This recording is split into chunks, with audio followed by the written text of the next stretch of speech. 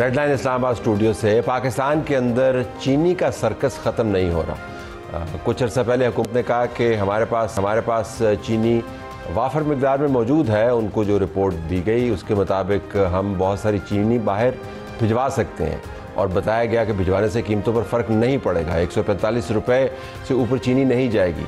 चीनी बाहर भिजवा दी और अब कीमत खड़ी है 190-95 के ऊपर। और अब वही हुकूमत, वही निज़ाम और वही लोग कह रहे हैं कि हमें चीनी बाहर से मंगवानी है। और इसके बाद आप देखिएगा कि जब वो मार्केट में आ जाएगी चीनी तो फिर हम बताएंगे कि अब हमने चीनी की पैदावार बहुत अच्छी कर दी है, चीनी सरप्लस में आ गई है। ये कौन पैसे बनाता है, कौन पॉलिसियाँ बनाता है, इस पर भी हम बात करेंगे, लेकिन वो प्रोग्राम के और हिस्से में होगा।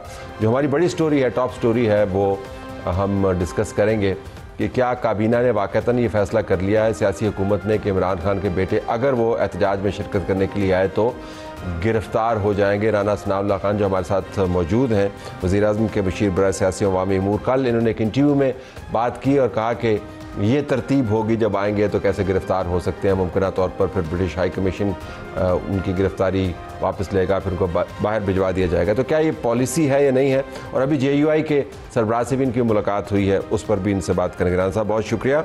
हम प्रोग्राम के तीसरे हिस्से में नाज़रीन बात कर रहे होंगे कि गज़ा के ऊपर क्या प्लान है अमेरिका और इसराइल का।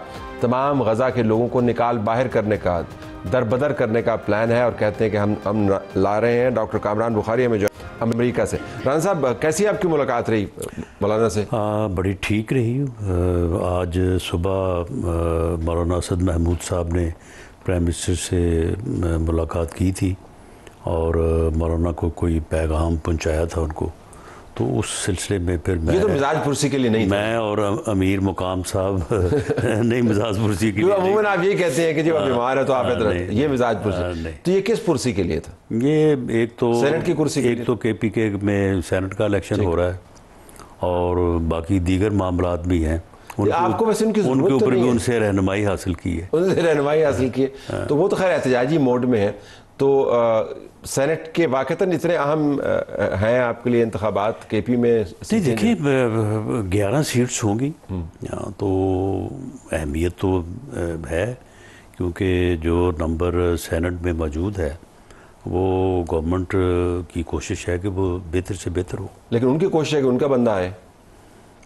चलें, उनका बंदा आए या हमारा आए तो मिलजुल के ही है ना। तो सिर्फ ये सेनेट तक महदूद है? मिलजुल के आए तो ज़्यादा बेहतर है।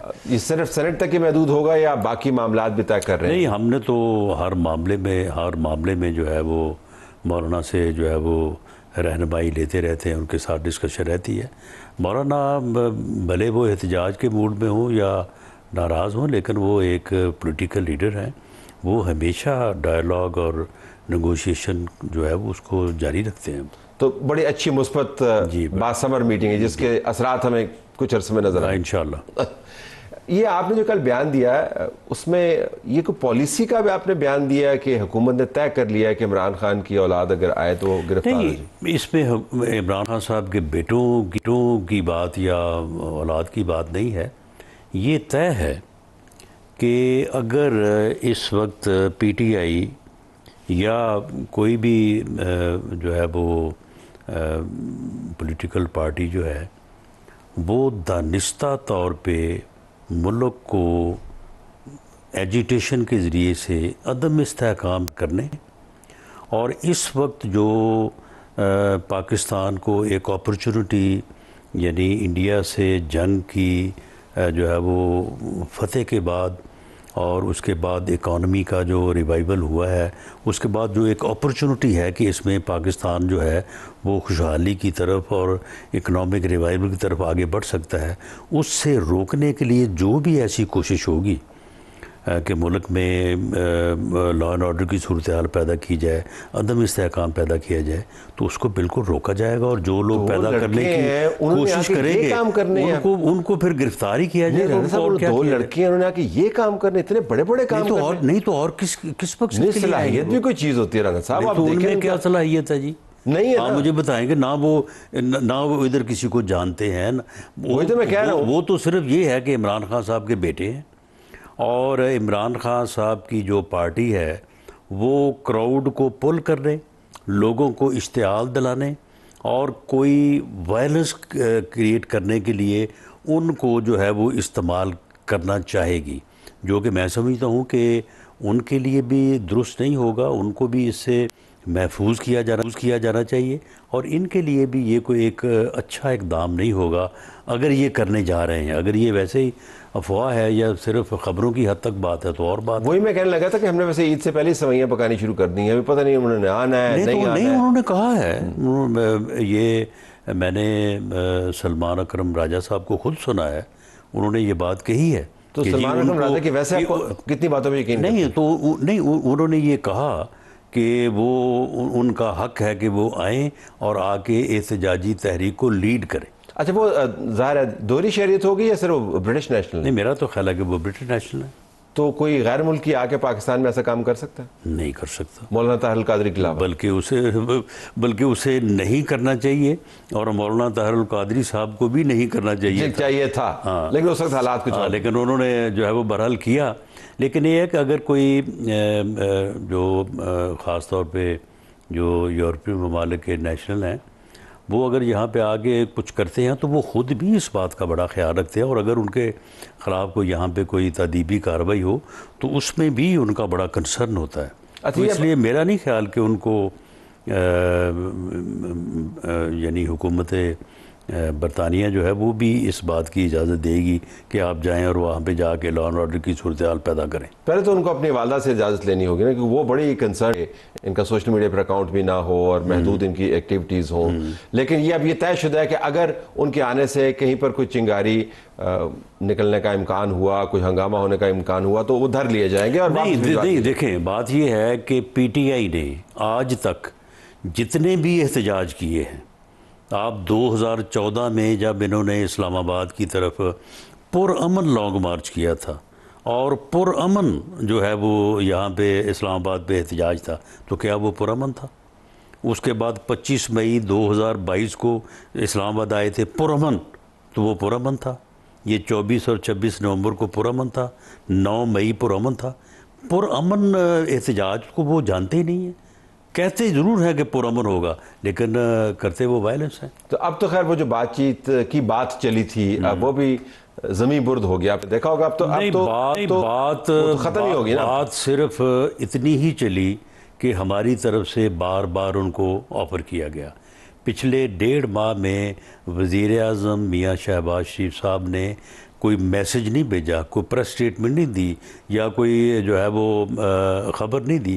ख़ुद बनफ़्से नफीस इनको खुद कहा कि आए बैठे हमें। लेकिन जिसको कहा अब वो कह रहा है कि हमें पैगाम दे दिया गया है, तैयारी करो, मुनज़्ज़म हो जाओ, और पुरअमन जिसके ऊपर आपके एतराज़ात हैं, मगर बेखौफ आवाज़ उठाओ। ये बैरिस्टर गौहर का बयान है। तो वो जो वज़ीर आज़म ने अपनी तरफ से लिया था, रोज़ को फलांग के जाकर मुसाफा किया, उनको ये बात की, तो ख़त्म होगी ना अब तो उनकी तरफ से ख़त्म। वैसे कह रहा हूँ ख़त्म हो, उसका अमली तौर पर आपको तो कोई मुस्तक़बिल नज़र नहीं आता ना इस एहतजाज के पेश? उनकी तरफ से ये तीनों बार, इससे पहले जब वज़ीर आज़म ने ये भी कहा था कि देखें आपको मेरे पास आने की ज़रूरत नहीं है, स्पीकर चैम्बर में आप अक्सर जाते हैं, तो आप मुझे बताइएगा तो मैं वहाँ पे आ जाऊँगा।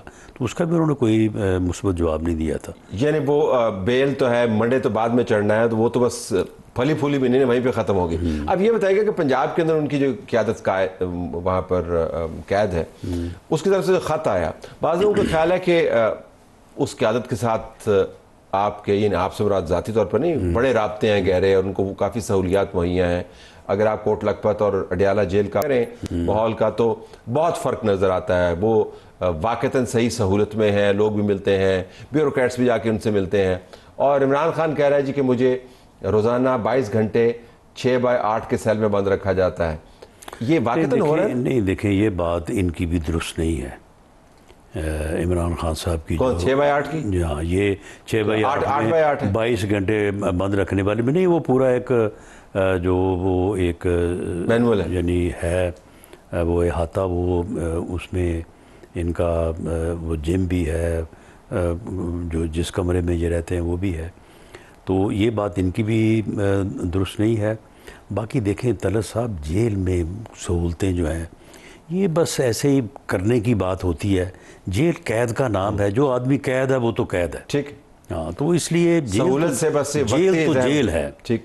हाँ, तो इसमें लेकिन जो कोट लखपत में माहौल भी जरा अच्छा नहीं, होता कोई जेल का माहौल क्या, जेल कैद का फैमिली मिलती है, कैद का माहौल मुलाकातें होती हैं उनकी बड़ी आराम से। नहीं, तो मामला ये है कि फिर जेल आप जो है वो किसी सलीके से काटे ना। अगर आप वहाँ पे बैठ के जो है वो बाहर वायलेंस जो है वो ब्रीड करेंगे और वहाँ पे बैठ के कोई वहाँ पे बाहर जो है वो वायलेंस के मंसूबे बनाएंगे और लोगों को इंस्ट्रक्शंस देंगे, तो गवर्नमेंट के पास फिर इंतज़ामी अमूर के लिहाज से इतना इख्तियार तो है कि उसके ऊपर थोड़ा बहुत चेक रख सके। थोड़ा बहुत चेक आपको पता है, थोड़ा बहुत जेल में कोई चेक नहीं होता। वो जितनी तंगी बाहर क्रिएट करने की कोशिश करते हैं, जेल उनके लिए उतनी तंग हो जाती है। ये फेयर है एक स्टेटमेंट मेरी तरफ? नहीं, देखिए, मुझे ये नहीं समझ आई कि इमरान खान साहब ने ये जो बात कही कि मैं जेल में बैठ के हुकूमत के ख़िलाफ़ बाहर जो तहरीक है मैं उसको मैनेज करूँगा, लीड करूँगा और उसको चलाऊँगा। How it is possible? कुछ जिन्नाती एक कैद में बैठा आदमी जो है ये काम कैसे कर सकता है? और अगर वो ऐसा करने की कोशिश करेगा तो फिर उन लोगों का, जिन लोगों से उसका राब्ता होगा, उनके लिए मुश्किलात क्रिएट पैदा करेगा ना, क्योंकि उन्हीं के ज़रिए से उसने करना है ना। बाकी को बराह रास्त तो वहाँ पे कोई ऐसा सिस्टम नहीं है ऑडियो वीडियो का कि वहाँ से बैठ के वो सारी इंस्ट्रक्शन दे। तो अब ज़रा क्विकली आखिर में मुझे इसकी असेसमेंट करके दे दें कि अब अगस्त की एक और डेट दे दी कि वो बाकायदा बता रहे हैं कि फ़लाँ अगस्त के दिन को, 5 अगस्त को या 6 अगस्त को ये एहतजाज पीक करेगा और इस मरतबा जो है वो जो है गर्दन तोड़ किस्म का होगा एहतजाज। आप वाक़तन समझते हैं कि ये गीदड़ भभकियाँ हैं क्या? नहीं, ये ऐसे हालात नहीं है, ये अहमकाना बात है और बड़ी ये जो है वो यानी आप इसे कहें कि यानी एक ऐसी जो बात है कि जिसका आम आदमी को भी जो है ना अंदाज़ा हो सकता है कि ऐसे हालात नहीं हैं कि जिन हालात में वो इस किस्म की कोई मूवमेंट, जिसका उन्होंने जिक्र किया है 5 अगस्त के हवाले से, वो इस किस्म की कोई जो है वो मूवमेंट कर सके। आप इनका अंदाज़ा करें। आप मुझे बताएं कि अगर इनको ये सेंस या ये कैलकुलेशन होती तो ये अपील करते ये कि रेमिटेंस जो है वो लोगों से कहते कि आप ना भेजें। अब उसका क्या असर हुआ है? ये रिकॉर्ड रेमिटेंसेस आई हैं और इन्होंने कहा कि जी हमने कॉल दे दी है, तो क्या बना उस कॉल का? लेकिन रेमिटेंसेस आना, मैं समझता हूँ आप हुकूमत ज़ाहिर इसको ये जाविया लाएगी, लेकिन और लोगों के अंदर मकबूलियत होना तो मुख्तलिफ चीज़ें ना। लोग पैसे के मामले के ऊपर ज़ाहिर बात नहीं सुनेंगे, उनके बाकायदा निज़ाम बने हुए हैं। वो अहमकाना किस्म की एक अपील थी, लेकिन उन्होंने अपनी तरफ से की। लोगों के अंदर गुस्सा, उसको प्रमोट करना, वो तो करवा सकते हैं। इसमें भी KPK के अलावा जहाँ पे इनकी हुकूमत है, उस हुकूमत के साए तले कुछ लोग जो है वो वहाँ पे जलसा जुलूस कर लेंगे। बाकी किसी जगह पे कोई काबिले जो है ना कदर तादाद जो है वो सामने नहीं आएगी। बहुत कम लोग जो इनका कर्ड ट्राइब लोग हैं वो सामने आएंगे, वो धर लिए जाएंगे और उनके लिए मुश्किलात होंगी। बहुत शुक्रिया राना सनाउल्लाह खान साहब। अब हम बात करते हैं चीनी के मामले के ऊपर। हुकूमतें बदल गई हैं लेकिन चीनी की दरामद और बरामद का जो चक्कर है वो ख़त्म नहीं हुआ। जब पिछले दिनों हमें ये बताया गया कि चीनी ज़्यादा हो गई है और हमें इसको एक्सपोर्ट करना है, तो हमें साथ ये भी बताया गया कि एक्सपोर्ट करने से फ़ायदा होगा और कीमतें कम हो जाएंगी। अब हालत ये है कि हुकूमत चीनी इंपोर्ट कर रही है, वही हुकूमत जिसने कहा था एक्सपोर्ट करने से फ़ायदा होगा, और चीनी की कीमतें 50 रुपये से 60 रुपये तक मार्केट में ऊपर जा चुकी हैं।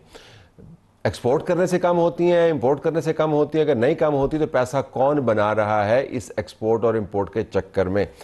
शहबाज राना साफ़ी माहिर मईशत, इन्होंने एक्सप्रेस ट्रिब्यून में और एक्सप्रेस अखबार में ज़बरदस्त स्टोरी की है इसी मामले के ऊपर। उनको हमने दावत दी है। शहबाज, बहुत शुक्रिया। पहले तो मुझे ये बता दें कि ये जो कैलकुलेशंस हैं कि हम चीनी को बाहर भेजेंगे तो चीनी की कीमत कम हो जाएगी, अंदर लाएंगे तो कम हो जाएगी, ये कौन करता है, किस लेवल पर होती हैं?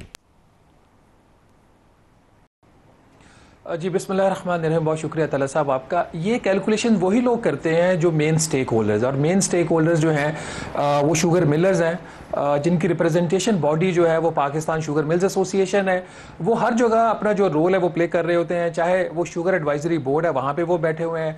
अगर हुकूमत ने चीनी इंपोर्ट करने का फैसला करना है तो वो भी मीटिंग्स में बैठते हैं। अगर एक्सपोर्ट करने का फैसला करना है तब भी वो मीटिंग्स में बैठते हैं। और उनके साथ जो दूसरे स्टेक होल्डर्स होते हैं, जो प्रोविंशियल गवर्नमेंट्स होती हैं, उनके रिप्रेजेंटेटिव, जो केन कमिश्नर्स होते हैं, FBR के लोग होते हैं, तो ये वो सारे लोग हैं जो अरसा दराज से चेहरे बदलते रहते हैं, ऑफिस बेरर्स बदलते रहते हैं, लेकिन जो एक्चुअल जो लोग हैं वो यही है। ये आपको बताते हैं आके कि इस साल जो आपकी चीनी की खपत है वो बढ़ गई है, तो इसलिए हमें दरामद करनी पड़ेगी। फिर अगले साल आके ये बताते हैं कि नहीं, चीनी की खपत तो लोगों में कम हो गई है, तो हमारे पास बहुत ज़्यादा सरप्लस स्टॉक्स हो गए हैं, हम जो ग्रोअर्स हैं, जो किसान हैं, उनको हम पेमेंट्स नहीं कर सकते, तो आप हमें एक्सपोर्ट करने की इजाज़त दें। एक्सपोर्ट करने की इजाज़त ना दी तो हम उनको अदायगियाँ नहीं करेंगे, अदायगियाँ हम नहीं करेंगे तो वो सड़कों पर आ जाएंगे, तो हुकूमतों का मसला हो जाएगा। तो ये एक ऐसा एक गोरख धंधा बना हुआ है पिछले कई सालों से, जिसका आज तक किसी के पास हल नहीं है। और हर हुकूमत, चाहे वो पाकिस्तान पीपल्स पार्टी की हो, चाहे वो पाकिस्तान तहरीक इंसाफ की हो, चाहे पाकिस्तान मुस्लिम लीग नवाज की हो, वो इनके हाथों जो है वो ब्लैकमेल हो। अच्छा, अगर आप मुझे वॉल्यूम बता पाएं कि जब हमने पहले एक्सपोर्ट पे चले जाते हैं कि हमने चीनी बाहर भेज देनी, हमारे पास सरप्लस हो गई है, तो चीनी हमने कितनी बाहर भेजी और उससे कितने पैसे बने, और वो पैसे थ्योरेटिकली किस किस के पास गए? देखिए, पिछले साल जब ये सारा सिलसिला शुरू हुआ तो इक्तिसादी राब्ता कमेटी में दो समरीज 2-3 हफ्तों के वक्फों से आती हैं। पहली समरी में ये आता है कि मुल्क के अंदर जो चीनी की खपत है वो इतनी है और हमारे पास को 1.5-2 लाख टन का, मैं अब मेमोरी से बात कर रहा हूँ, कुछ थोड़ा बहुत सरप्लस स्टॉक्स दिखा रहे थे।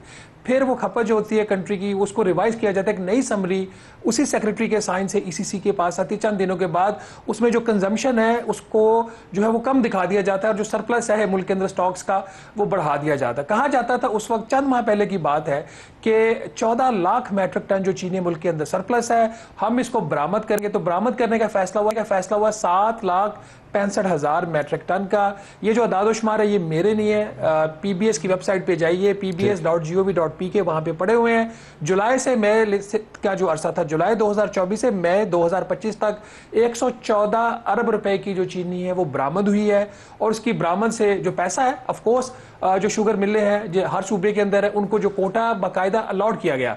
आप एक चीज ध्यान में रखिए तलब हुसैन साहब, एक तरफ जो कंपटीशन कमीशन ऑफ पाकिस्तान है वो बताता है कि कार्टेलाइजेशन बुरी बात है, और दूसरी तरफ इस मुल्क की जो काबीना की कमेटी, इक्तिसादी राब्ता कमेटी, वो ये फैसला करती है कि जो चीनी एक्सपोर्ट होगी उसमें कौन सी शुगर मिल होगा, कितना कोटा होगा। इस हद तक जो है वो चीजें मैनेज होती हैं। तो उसी तरीके से जिसका जो कोटा था, जिसका जो शेयर था प्रोडक्शन का, उतनी उसको फिर, अगर उसके पास चीनी पड़ी हुई थी, तमाम मिलों के पास शायद चीनी नहीं थी, कुछ ने अपनी जो चीनी थी लोकल मार्केट में भेज दी थी, जिनके पास थी उनको प्रोपोर्शनेटली उनको कोटा मिल गया और उन्होंने पैसा बनाया इसके ऊपर।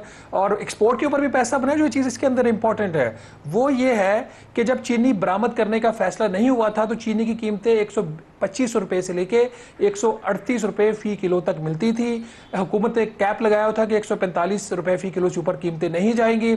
जैसे ही चीनी बरामद होती है, पिछले हफ्ते का जो PBS का जो इन्फ्लेशन का बुलेटिन है उठा के देख लीजिए, मैक्सिमम जो प्राइस कोट हुआ है गालबन 196 रुपए फी किलो है। तो ऑन एन एवरेज को 58 रुपए फी किलो जो लोकल मार्केट के ऊपर भी इन मिलों ने बनाया, और जो एक्सपोर्ट का वो मैंने आपको बता दिया 114 अरब रुपए। फिर हुकूमत को ख्याल आया कि अब चूंकि कीमतें बढ़ रही हैं, अब हमने चीनी को खरीदना है। अब हम कितनी चीनी खरीद रहे हैं और क्या इम्कान है कि ये कीमतें नीचे आएंगी?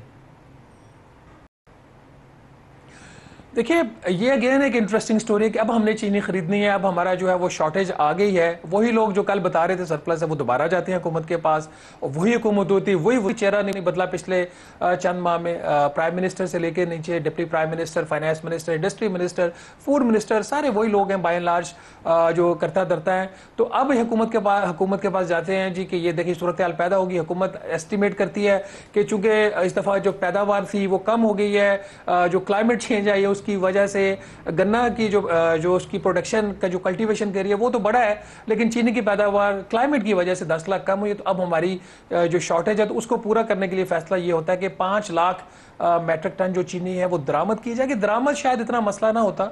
दो चीज़ें बड़ी अहम है गेन इसके अंदर। पहली बात यह कि इस तरह की जब समरी आती है किसी भी चीज़ की इंपोर्ट और एक्सपोर्ट की, वो रेगुलर ईसीसी एजेंडा आइटम में नहीं आती, वो हमेशा एडिशनल एजेंडा आइटम के में आती है। हमेशा नहीं तो मोस्ट ऑफ द टाइम। इसी दफ़ा भी इसी तरीके से एक एडिशनल आइटम आती है ईसीसी के पास और उसमें ये सारी सूरत हाल बताई जाती है। वहाँ पर जो बहस क्या हो रही है कि इसके ऊपर जो ड्यूटी एंड टैक्सेस है वो तकरीबन 55% तक बनते हैं इंपोर्ट के ऊपर, जिसमें कोई 2% प्रोविंशियल ड्यूटी है, बाकी सारे फेडरल टैक्सेस हैं। तो अगर उसको चार्ज किया जाएगा तो ये 245 रुपए फी किलो की कीमत बनेगी। तो नहीं चार्ज किया जाएगा तो 153 की बनेगी बगैर फ्रेट के। तो उस पर वहाँ पे सेक्रेटरी फाइनेंस एक पोजीशन लेते हैं कि नहीं जी, हम तो IMF के प्रोग्राम में हैं, ना हम सब्सिडी दे सकते हैं तकरीबन 82 रुपए फी किलो, ना ही हम ये ड्यूटीज माफ कर सकते हैं। उसके बाद जो हुआ वो आपने देखा कि एक ईसीसी को बाईपास करके तलत हुसैन साहब काबीना के पास डायरेक्ट समरी जाती है, रेगुलर एजेंडा आइटम में नहीं जाती, सर्कुलेशन में जाती है, which is again a legal thing. Rules allow करते हैं कि आप सर्कुलेशन से भी समरी की अप्रूवल करवा सकते हैं। सर्कुलेशन में समरी जाती है, ड्यूटी एंड टैक्सेस माफ करके चीनी 5 लाख मेट्रिक टन दरामद करने का फैसला हो जाता है।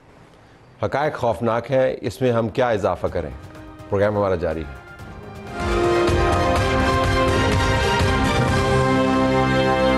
गजा में इसराइल की बर्बरियत का बाजार गर्म है, लेकिन नेतन्याहू ट्रंप के साथ बैठकर बातें कर रहा है कि जैसे गजा के अंदर अमन लाने के लिए उसने बड़ी कोशिशें की हैं।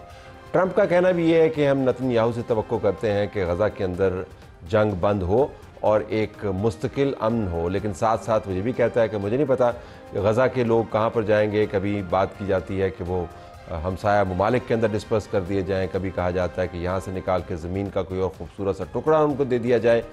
तो ऐसा अमन होगा जिसमें एथनिक क्लिनजिंग तो हो रही है। 57,700 के करीब फ़लस्तीनी शहीद हो चुके हैं, जो अनडॉक्यूमेंटेड है उनकी तादाद भी हज़ारों में है। अब एथनिक क्लिनजिंग के साथ साथ टेरिटोरियल क्लिनजिंग की हम बात भी कर रहे हैं कि ज़मीन से भी उनका सफाया हो जाए। तो ये किस किस्म का अमन होगा और हतमी एजेंडा क्या है? डॉक्टर कामरान बुखारी माहिर हैं बैनुल-अक़वामी अमूर के, senior director Newlines Institute for Strategy and Policy in Washington, हमें ज्वाइन कर रहे हैं। कामरान साहब बहुत शुक्रिया। पहले तो आगे हमें समझा दें कि ये जो अमन की बात हम सुनते हैं, इस्तिलाहात आपको मिसगाइड कर सकती हैं। इस अमन से नेतन्याहू की मुराद क्या है और ट्रंप की मुराद क्या है, उनकी बॉटम लाइन्स क्या हैं? जी शुक्रिया तलत। बॉटम लाइन सिंपल है जी। एक तो जाहिर है वो जो अभी तक ज़िंदा हैं यरगम अली, उनकी बाजियाबी, और जो मर चुके हैं उनकी लाशें वापस की जाएं, और दूसरा ये है कि हमास की हुकूमत ख़त्म हो जाए। उसके बाद जो है I don't think there is anything else. ये बाकी सारी बातें कि जी हम इनको नकल मकानी कर देंगे, ये कर देंगे, पड़ोसी मुल्क में भेज देंगे, ये सब बातें हैं। मैं आपके शो में पहले भी कह चुका हूँ कि अपना ये इतना बड़ा लॉजिस्टिकल अंडरटेकिंग है कि इसका तसव्वुर नहीं किया जा सकता। और कौन सा मुल्क है जो लेगा, किसी मुल्क से तो हमें ये नहीं पता चल रहा कि वो लेने के लिए तैयार हैं। वो अगर ऐसा करेंगे तो वो खित्ता डिस्टेबलाइज होगा। तो ना ही ट्रंप ये चाहता है, ना ही नेतन्याहू चाहता है। तो लेकिन ये है कि ये there is a difference between political rhetoric and statements and actual policies. मैं हमेशा इस पे यकीन रखता हूँ। ये फरमाइएगा कि हमास का आपने जिक्र किया, हमास को अब आप कैसे देखते हैं? उनकी क्या अहमियत रह गई है मासवाए इसके कि जो लोग उनके पास हैं उनकी बाजियाबी करवाई जाए? क्या वाक़तन इस तमाम तबाही के बाद वो एक ऐसी ताकत हैं जिनको संजीदगी से लिया जाना चाहिए? जी बहुत अच्छा सवाल है। तो इसमें देखें, हमें जो शवाहिद मिलते हैं, देखिए किसी के पास कोई एक्चुअल तो मतलब एक there is no good picture on this. मैं ये कहना चाह रहा हूँ कि भाई क्या एक्चुअल रियलिटी है, क्या स्टेटस है हमास का। हमें ये पता ज़रूर है ख़बरों से, 3 दिन पहले की ख़बर है, BBC की ख़बर है, जिसमें वो एक साबिक लेफ्टिनेंट कर्नल जो हैं हमास की सिक्योरिटी फोर्सेस के, उनको कोट कर रहे हैं, उनका नाम नहीं ले रहे, अननेम्ड है वो, लेकिन वो बड़ी डिटेल बता रहे हैं कि 80% इलाका उनकी जो है ना कंट्रोल से बाहर हो चुका है। उनका कब्ज़ा सिर्फ एक 20% इलाके पे है। कोई 6 मुख्तलिफ कबीले हैं जिनके आर्म्ड ग्रुप्स जो हैं वो खला को पुर करने की कोशिश कर रहे हैं। तकरीबन जो है 90-95% उनकी जो क़यादत है वो मारी जा चुकी है। तो ये अगर ये सच है, जिस हद तक ये सच है, तो दैट मीन्स के we are really close to the dismantling of Hamas regime. लेकिन देखें, एक होता है रेजीम, एक होती है आपकी सिक्योरिटी फोर्सेस, उनका जो है मतलब पर्सनल और उनका नज़म और उनका ऑर्गेनाइजेशन, उनकी कैपेबिलिटी। दूसरा है कि एक बेसिक लेवल पे जो है वो हमास एक सोशल मूवमेंट है, एक सोशल पॉलिटिकल मूवमेंट है जिसका जन्म ही गज़ा में हुआ है। और गज़ा के अंदर जो है 2007 ने फतह को और पैलेस्टीनियन अथॉरिटी को बाहर निकाल के तो ज़बरदस्ती कब्ज़ा कर लिया था हमास ने। तो वो इस वजह से किया था क्योंकि वो यहीं की हैं, लोग हैं, लोकल्स हैं वो। तो वो तहरीक को तो आप ख़त्म नहीं कर सकते, आप उसकी क़यादत ख़त्म कर सकते हैं, आप उनके ऊपर प्रेशर डाल सकते हैं, लेकिन मैं समझता हूं कि कुछ ना कुछ आंसर उनके बाकी रहेंगे, क्योंकि वो भी चाहते हैं, जो ये जो बातचीत इस वक्त चल रही है कि जी आप यरगमाली ले लें 60 दिनों के लिए, तो है ना कोई वायलेशन ना हो सीज़ फायर का। वो क्यों? हमास की क्या स्ट्रेटजी है? हमास की स्ट्रेटजी ये है कि अस्करी तौर पे तो हम हार चुके हैं, लेकिन अब सियासी जो जंग है, हम अपनी सियासी बका की जो जंग लड़ रहे हैं, उसमें हमें मज़ीद नुकसान ना हो। आई थिंक ये उनकी स्ट्रेटजी है। अल्टीमेटली आई थिंक अमेरिका और फिर इसराइल जो है, एज लॉन्ग वो भी समझते हैं कि एक सोशल मूवमेंट को जड़ से तो नहीं उखाड़ा जा सकता। जैसे मैंने पहले कहा, सियासी बयान और होते हैं, पॉलिसीज़ और होती हैं। तो I think they will be satisfied कि अगर इनकी हुकूमत जो है ख़त्म हो जाती है फॉर्मली जो है, तो I think that's what we are looking at. अच्छा, ये मुझे समझाइएगा कि सैकड़ों मील दूर इसराइल बैठा हुआ, उसको ये पता है कि क्या रेवोल्यूशनरी गार्ड का जर्नल कहाँ पे रह रहा है, उसको ये पता है कि उनका साइंसदान कहाँ पर बैठा हुआ है, उसको ये पता है कि बाहर से जो मेहमान आया हुआ वो उसने किस कमरे में ठहरना है, उस कमरे के अंदर उसने बम जो है उसके आने से पहले लगा दिया है। उसके पास ये तमाम मालूमात मौजूद है। उसको ये भी पता है कि इस एयरपोर्ट पे से कौन से जहाज़ जाते हैं। अब ये सैकड़ों मील दूर की बात है, और एक वो खित्ता है जिसके अंदर उसने इन्वेशंस करके लोगों को मार के उसका चप्पा चप्पा उसका छाना हुआ है। तो क्या उसको नहीं पता कि हमास के हाथ में जो लोग मौजूद हैं वो कहाँ पर मौजूद हैं? यानी मैं कह ये रहा हूँ कि क्या उसको तमाम गज़ा को तबाह करके 60,000 के करीब फ़लस्तीनी और बच्चों को मार के फिर भी पता नहीं चल रहा कि उसकी जरगमाली कहाँ पे? जी देखें कि उसकी वजह बेसिक है, जो दो आप सिनेरियोज बता रहे हैं उनमें मुमासलत नहीं है। ये लोग टनल्स में हैं। टनल्स का तो किसी को नहीं पता ना, अभी तक तो मेरे सामने तो कोई ऐसा कोई एविडेंस नहीं आया है कि किसी ने कहा हो कि देखें ये इनका पूरा टनल नेटवर्क है। आप देखें 25 मील बाय 7.5 मील का जो रकबा है, उसके अंदर टनल नेटवर्क का तसव्वुर करें कि वो कितना ज़्यादा, वो जाल कितना बड़ा फैलाया गया है। देखिए इतनी बड़ी जंग हमास ने भी कोई बेवकूफ़ी में तो नहीं अपने सर मोल मोल ली ना, तो उनको भी पता था कि हमारे पास टनल्स हैं। आप ये भी देखें कि अब ये जंग जो है कितना अरसा हो चुका है, मतलब 1.5 साल से ऊपर हो चुका है। तो 1.5 साल में हमास जो है कमज़ोर हुई है, उसको बहुत ज़्यादा नुकसान पहुंचा है, लेकिन वो ऐसे मोड़ पे अभी नहीं आई कि जहां वो सरेंडर कर जाए। वो क्यों है? क्योंकि उन्होंने इसकी प्लानिंग की हुई थी, टनल्स थे, वहाँ उनके फूड सप्लाईज हैं, वहाँ उनकी जो दीगर और उनकी ज़रूरत, जो उनको ज़रूरत चाहिए अस्करी तौर पे, यानी उनका जो असला और एमिनेशन वगैरह वगैरह, जो रोज़मर्रा ज़िंदगी आप गुजारने के लिए, फिर हॉस्टेजेस को रखने के लिए, फिर बाहर कम्युनिकेट करने के लिए जो आपको इंस्ट्रूमेंट्स चाहिए, तो ये सब चीज़ की तैयारी की हुई थी। तो मैं नहीं समझता कि इसमें जो है वो कोई हैरत की बात है कि इसराइल जो है कोई को वो मिल नहीं रहे। लेकिन कुछ लोग तो उन्हें मिले वक्तन फ़वक्तन, गुज़श्ता 1.5-2 सालों में जो उनको बंदे मिले वो मिलते रहे। कुछ लोगों को, बहुत सारे लोगों को उन्होंने मार भी दिया, लेकिन इंटेलिजेंस इज़ नेवर परफेक्ट। बिल्कुल आखिर में 20 सेकंड्स में, तो अगर उनके जो लोग पकड़े गए वापस आ जाते हैं, लाशें वापस आ जाती हैं और हमास की हुकूमत ख़त्म होने का एहतमाम हो जाता है, तो इसराइल ये तमाम मामला छोड़ के वापस चला जाएगा और गज़ा का जो स्टेटस है वो रिस्टोर हो जाएगा बिफोर द वॉर स्टार्टेड? नहीं, स्टेटस को एंटी तो नहीं होगा ना वो, उसका मतलब है हमास दोबारा हुकूमत में आ जाए। तो अगर खला है उसको कौन पूर करेगा?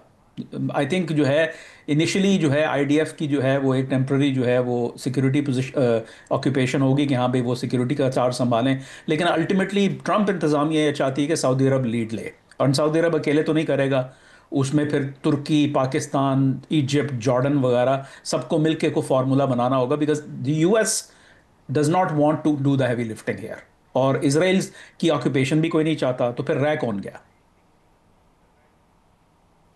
बड़ा दिलचस्प है कि इसमें आपने पाकिस्तान को भी रख पर आपसे एक मरतबा फिर नशिस्त का एहतमाम करूँगा। बहुत शुक्रिया आपने हमें ज्वाइन किया। नाज़रीन, हमारी तरफ से यही कुछ इजाज़त चाहते हैं। अल्लाह हाफ़िज़।